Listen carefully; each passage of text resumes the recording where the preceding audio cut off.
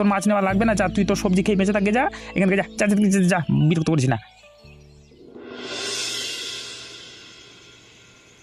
কিরে মা চারু, তুই খাবার সামনে নিয়ে এমন মুখ গোঁজ করে না খেয়ে বসে আছিস কেন? শরীর খারাপ লাগছে নাকি? আমার একদম ভালো লাগছে না মা।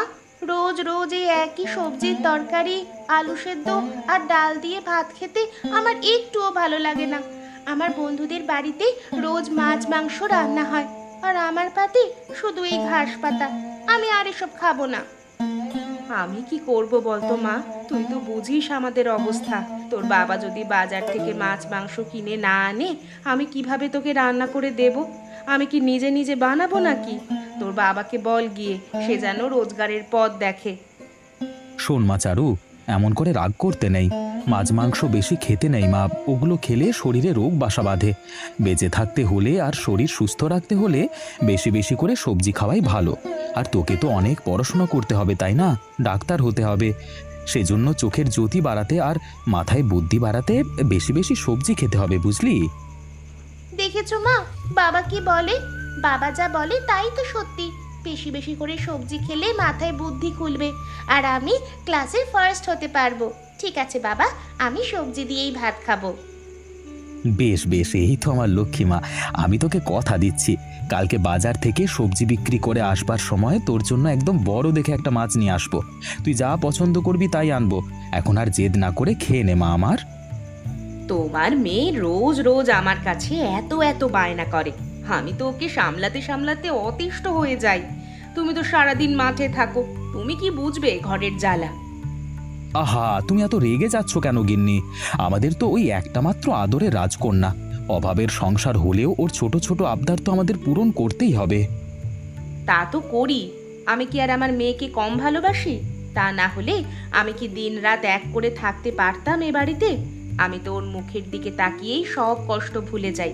এবার নাও, তোমরা অনেক জ্ঞান দিয়েছো, কথা কম বলে বাপ বেটি তাড়াতাড়ি খাওয়া শেষ করো। আমার আজ সারাদিন খুব খাটনি গেছে, বড্ড ঘুম পাচ্ছে।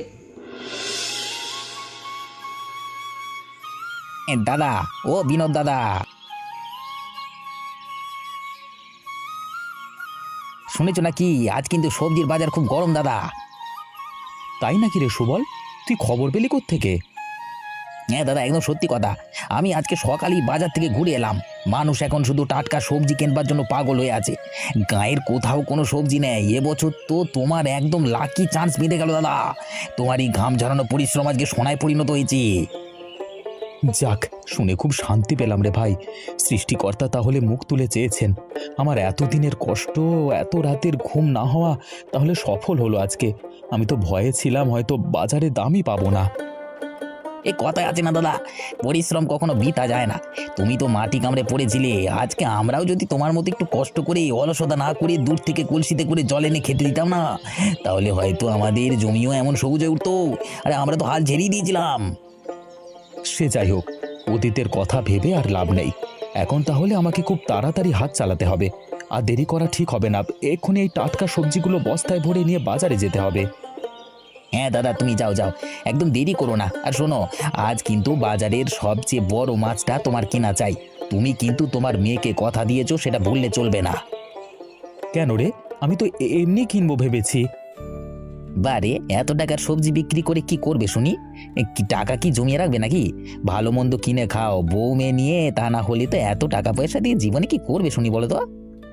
তা তুই ঠিকই বলেছিস সুবল।